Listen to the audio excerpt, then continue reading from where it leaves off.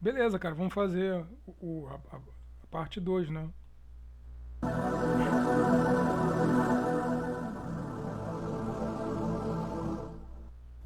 Bem-vindo então ao segundo vídeo da série. E eu quero agora destacar que programação neurolinguística, primeiramente, ela não é técnicas prontas, como eu já falei um pouco antes. Ela é um desenvolvimento de habilidades de comunicação que nos resultaram em algumas técnicas. Tá?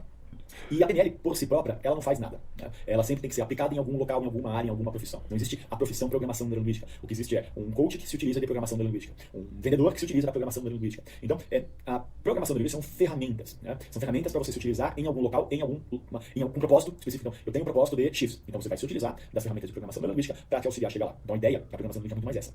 Qual a diferença entre um programador, um dev full stack e um engenheiro de software? Boa pergunta. E ela se estudou, eu acredito que dentro dela tem duas áreas muito fundamentais que a gente tem que, primeiramente, desenvolver. A primeira é estado emocional e a segunda é comportamento. Né? Duas áreas para desenvolver, vamos lá. Um é o estado emocional.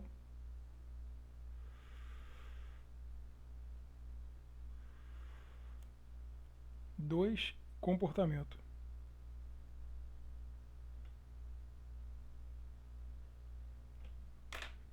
E essas duas têm um vínculo muito forte uma com a outra. Vamos imaginar que você tem um objetivo, não importa qual seja. Todos os objetivos, né, de uma maneira ou de outra, a responsabilidade do objetivo é nossa. Né? A gente não pode depender de uma outra pessoa para um objetivo nosso.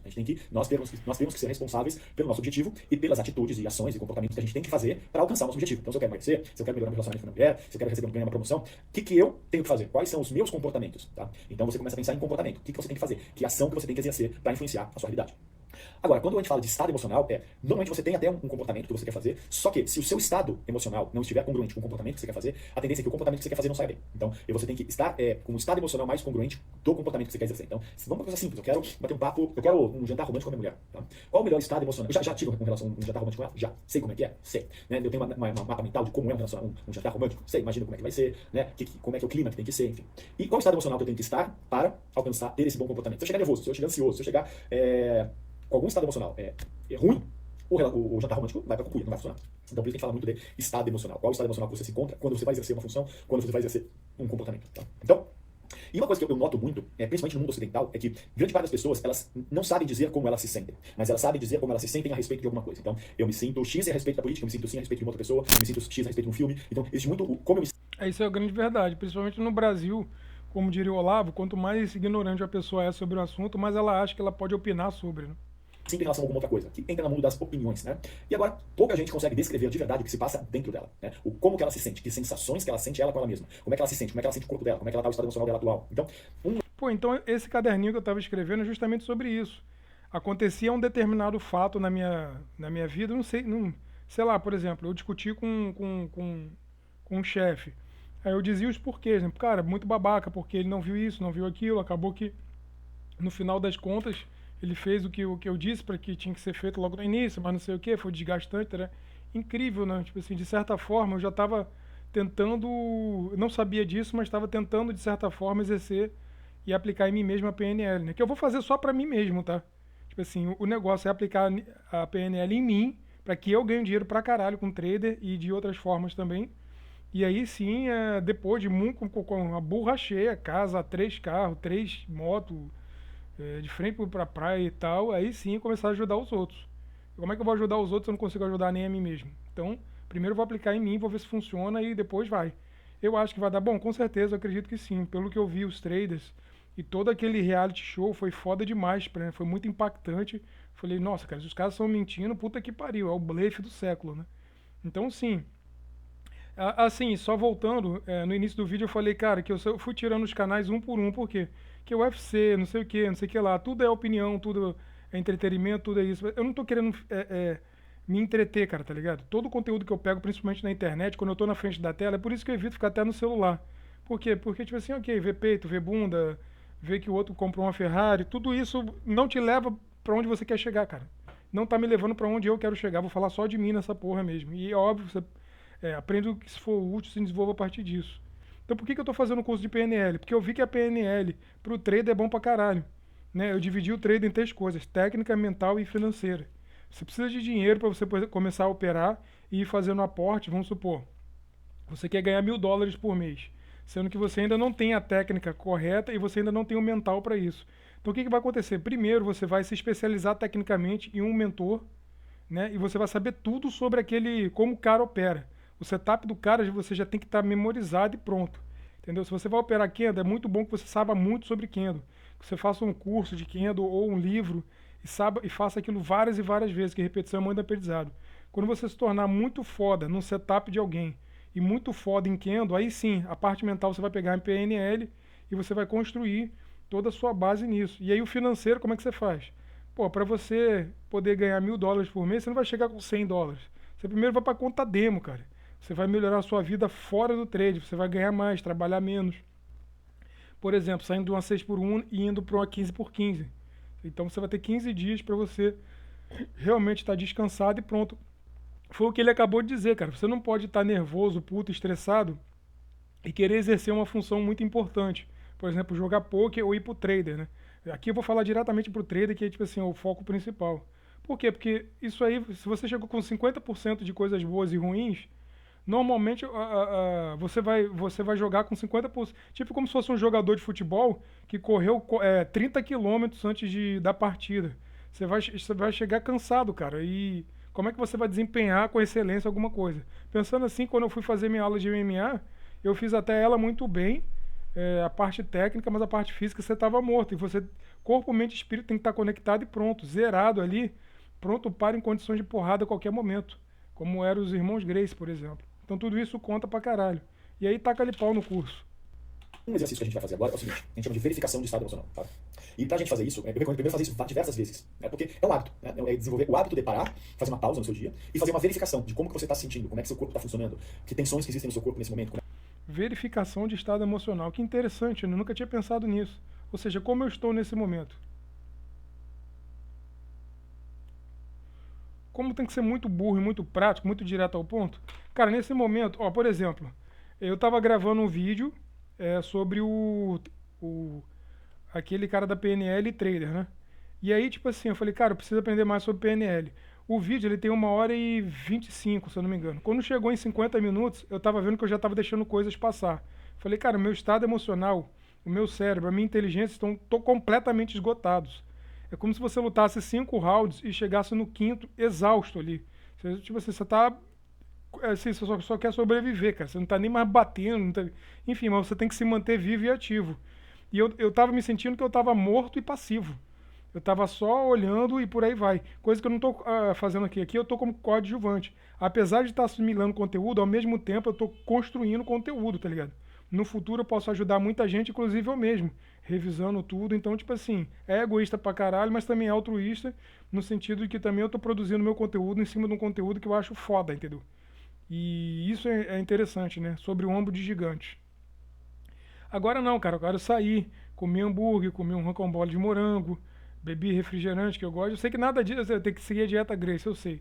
Mas eu sei, eu me joguei pra cima, eu tô bem alimentado, tô descansado e tô pronto pra instrução, entendeu? Isso é importante, tá ligado? Não existe essa debilitação comigo agora. Então essa é a verificação de estado emocional, que na minha opinião tá em 10, tá caindo pra 9,5, 9, 8,5, enfim. Mas ainda tá lá no alto. Como é que está a musculatura? Existe tensão? Onde que está a tensão? Você está respirando da maneira adequada? Então, é uma verificação que eu costumo fazer diversas vezes ao dia, porque acaba virando o hábito. No começo, é uma coisa forçada, mas com o tempo, você se acostuma a fazer essas pausas e fazer uma auto-verificação. Então, como é que a gente faz isso? Primeiro, a gente pausa, né? Dá uma parada nesse momento, pausa. Puxa o ar. Solta o ar. Se quiser fazer novamente. Solta o ar. Lembrando que na hora de você puxar o ar, você usa o seu diafragma para estender, né, o abdômen, para entrar muito mais oxigênio. Então, você... E aí você faz uma verificação. Então você começa a verificação, por exemplo, da cabeça, dos pés, você vai verificando como é que está a tensão do seu rosto, do maxilar, como é que está, né, as sensações do seu pescoço, dos seus ombros, do seu braço, do seu abdômen, dos seus pés. Você vai descendo, vai notando quais as sensações que você tem no seu corpo nesse momento. Como é que você está sentindo, né, o que você está sentindo, né, e se existe tensão no local, se você está respirando da maneira adequada. Tudo isso é super importante para você fazer uma verificação correta. Por mais que muitas vezes você não consiga dar o nome do seu sentimento, o nome daquilo que você está sentindo, é importante você sentir, pelo ato de sentir. Uma coisa que você acaba acontecendo muito quando você faz isso, você percebe que muito tempo a gente gasta energia à toa. A gente percebe que muitas vezes existe uma tensão na região do músculo, tensão na região do corpo. E isso vai gastando energia, vai depredando, né? Vai acabando com o nosso potencial energético. E o potencial energético é super importante. É onde você decide como gastar essa energia, como gastar esse seu estado. Porra, isso eu achei foda. Potencial energético é muito importante, que é onde você decide onde gastar energia.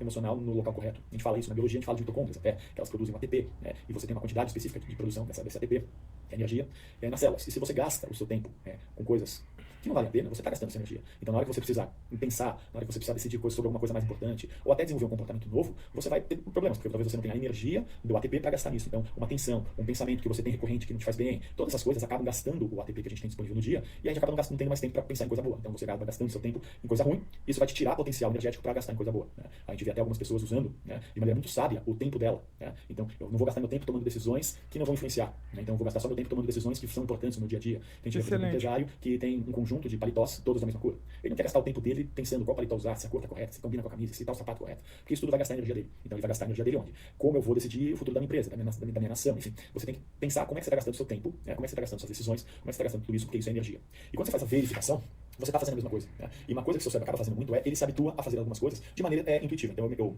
começo a fazer uma coisa, um comportamento, por mais que possa nem ser funcional. E pelo hábito eu mantenho esse comportamento e nem percebo mais que eu estou fazendo isso. Então isso é prejudicial pelo seu tempo que você está gastando com tudo isso. Tá?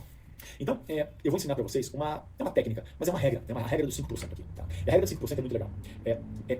Gastar ou usar 5% de energia a mais em tudo aquilo que você faz. Então, se você quer se comunicar com alguém, você tem que primeiro ver como que essa pessoa está se comunicando com você, e você vai usar 5% de energia a mais para se comunicar com ela. Então, você vai estar estudando, use 5% a mais de energia para estudar, para ter mais foco, no seu volume da sua voz, na sua energia de usar o seu corpo. Então, a ideia é você gastar sempre 5% a mais de energia naquilo que você está fazendo. Isso é uma regra também que tem que virar um hábito. Uma vez que você desenvolve o hábito de usar 5% a mais de energia naquilo que você faz, você vai estar fazendo aquilo muito melhor. Você não precisa mudar completamente a sua vida com isso, mas você está incrementando alguma coisa na sua vida. Por exemplo, pensa no relacionamento que você tem com um familiar. Se você gastar 5% a mais de energia, não só no seu tom de voz, mas nos seus comportamentos para ter uma melhor relação, cara, eu não tô acreditando nisso aqui. Me fizeram gravar um ads com a promoção da Finclass. Provavelmente você vai influenciar muito mais o seu mundo, as pessoas vão ser influenciadas por você. Essa é uma técnica que eu uso para influenciar o neurônio espelho das pessoas. Existe algo que chama neurônio espelho, e aí eles se manter, são neurônios que têm a função específica de copiar comportamentos externos. Então, uma criança usa muito do neurônio espelho para aprender a se comportar, e ela aprende com quem? Com os pais, com as mães, como o neurônio espelho está fazendo essa tarefa. E o adulto também continua aprendendo, né, com o neurônio espelho. Por isso que a gente fala que nós somos o resultado das 5 pessoas que a gente mais convive. E é por isso que a gente tem essas frases prontas que a gente usa, porque existe sim uma influência muito grande do ambiente que você vive, as pessoas com quem você se comunica, em relação ao que você faz, o que você pensa, como você se sente. Então vamos imaginar que você quer influenciar as pessoas à sua volta. Se você usar 5% de energia a mais do que você está usando, a sua chance de ser o foco de atenção do neurônio espelho do outro aumenta. Então você vai ser muito mais carismático muitas vezes, você vai ter um poder de influência maior, você vai ter condições de chamar a atenção das pessoas de maneira mais prática, você vai direcionar o estado emocional das pessoas. Então, se você tem um estado emocional X, você está bem, você está feliz, tá? E tem uma pessoa do seu lado que não está feliz. Se você pegar a sua felicidade e aumentar em 5%, a sua felicidade vai influenciar a pessoa do seu lado que não está tão feliz. Tá? Então é uma regra incrível para você usar o tempo todo. Então são regras fundamentais para todas as coisas que você vier aprender durante o treinamento, né, nos próximos vídeos, ser muito melhor. Se você gastar 5% de energia para fazer uma técnica, 5% de energia para mudar o jeito de você pensar, 5% de energia nas práticas que eu vou te passar, você vai ter um rendimento muito superior aos demais. Você vai ter um resultado muito mais rápido. Você vai conseguir chegar onde você quer chegar de maneira muito mais, talvez fácil, mais elegante ou mais eficiente do que anteriormente. Então a gente usa a regra dos 5% em cima disso, para você sempre gastar, em cima de um propósito, mais energia do que normalmente você gastaria. E ao mesmo tempo você está saindo da sua zona de conforto, porque para você gastar 5% de energia a mais, você tem que sair do seu hábito, você tem que sair do seu jeito habitual de pensar, falar, agir. Isso vai te ensinar a sair do padrão que você costumou conviver nos últimos tempos com você mesmo. Então, isso também vai fazer com que você esteja pensando sempre naquilo que você quer, né? Se eu tenho que usar 5%, para que eu vou usar 5%? Para um propósito. Então você fica com uma cabeça muito mais focada em objetivo, né? E ao mesmo tempo você está saindo do seu zona de conforto e pensando em incrementar em 5% alguma coisa que você está fazendo, então você sai do seu hábito de ser a mesma coisa que você sempre fez, fazer a mesma coisa que você sempre fez. Tá? Então, eu vou pausar por aqui, né? E no próximo vídeo eu vou explicar um pouco mais. Então, daqui a pouco a gente se vê.